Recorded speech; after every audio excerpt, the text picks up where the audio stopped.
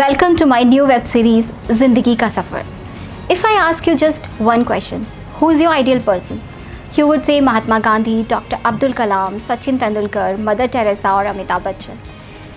But actually हमारे ideal कौन होते हैं?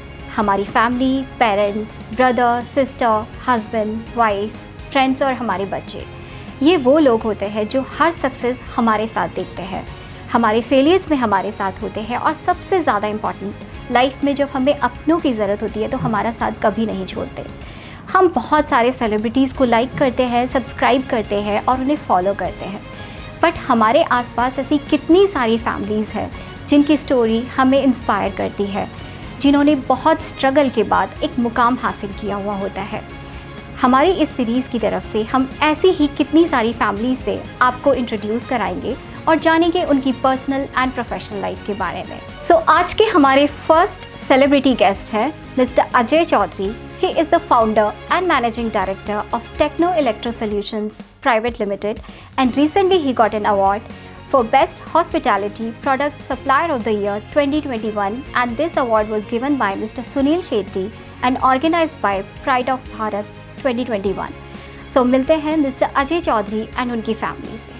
Techno Electro Solutions was founded by Mr. Ajay Chaudhary in 1997 with initial amount of rupees 30,000 only to provide smart and convenient technology solutions.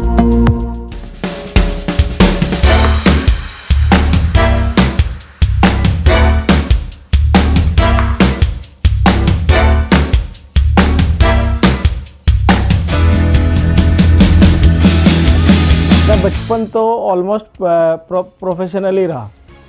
क्योंकि मैं बहुत छोटेपन से मेरा एक पैशन था इलेक्ट्रॉनिक्स में नई नई चीज़ें करना. तो मैं हर घर की कोई भी नई चीज़ आती थी इलेक्ट्रॉनिक्स उसको ख़राब कर देता था. फिर उसको ठीक करने की कोशिश करता था. तो मेरी लाइफ तो उसी तरह से बीती है. तो मेरा बचपन मतलब बहुत ज़्यादा फनी नहीं रहा है. मैं एंगेज रहा अपने टूवर्ड. एक मेरा टारगेट था कि मुझे कुछ अचीव करना है इलेक्ट्रॉनिक्स के अंदर. तो आप वो टूल किट लेके शुरू हो जाते थे और जी. हर चीज़ को सुधारने में लगे. मेरे को पॉकेट मनी मिलती थी. मैं उसको सब इन्वेस्ट करता था, या तो बुक्स खरीदने में इलेक्ट्रॉनिक्स की, या टूल्स खरीदने में, या कुछ वो करने में.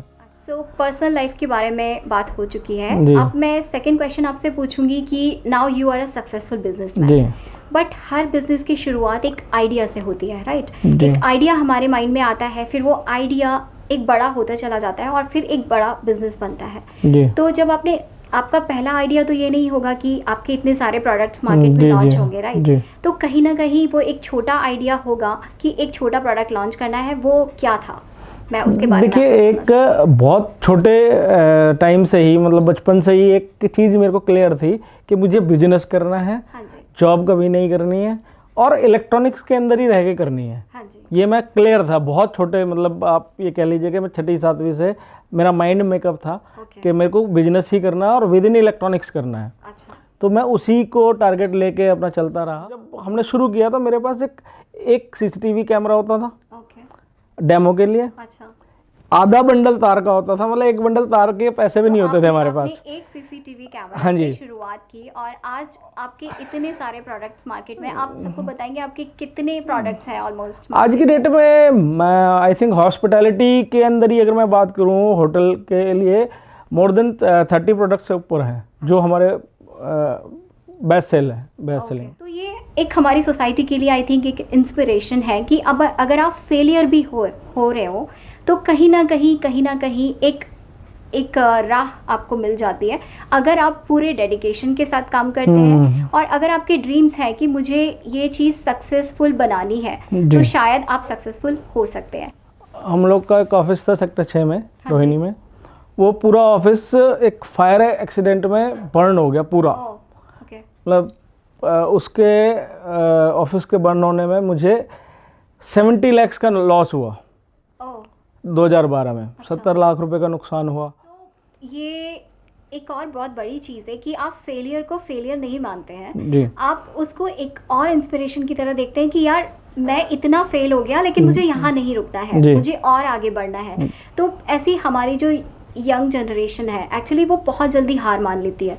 उन्हें लगता है कि चलो ये तो द एंड हो गया, अब मेरा सब कुछ ख़त्म हो गया, मैं आगे कुछ नहीं कर सकता। बट आपने 2 बार लाइफ में आप फेल हुए, उसके बाद भी आप आगे बढ़ते रहे। सो आई थिंक ये बहुत बड़ी चीज़ है। और आप आजकल की यंग जनरेशन को क्या बोलना चाहेंगे कि क्या हमें कैसे हमें अपनी लाइफ को आगे बढ़ाना है? अगर हम कहीं फेल होते हैं तो हमें कैसे उसको आगे बढ़ना है? देखिए, मैं एक ही मैसेज देना चाहूँगा कि मैं खुद भी वो फॉलो करता हूँ। फर्स्ट ऑफ ऑल एक अपना मोटो बना लीजिए, believe in your self only. अपने आप में विश्वास रखो, अपने टारगेट्स को क्लियर रखो। शौक था वैसे कुछ बनने का, अलग नया बनाने का, उसे बहुत शौक था। वो तो इस तरह के ही करते करते बहुत इसने सीखा है।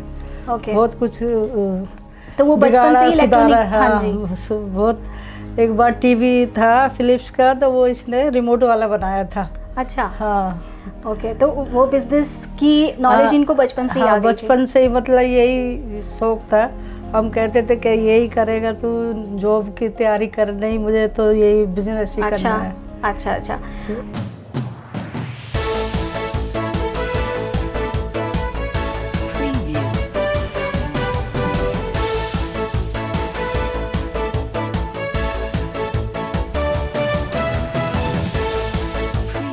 हम लोग आपस में एक जॉइंट फैमिली की तरह रह रहे हैं और हमें याद है कि जब हमारे पिताजी लास्ट गुजरे थे, उसके बाद हम लोगों ने आपस में एक दूसरे को संभाला, एक दूसरे की हेल्प की, एक दूसरे को भरने में बहुत मदद की।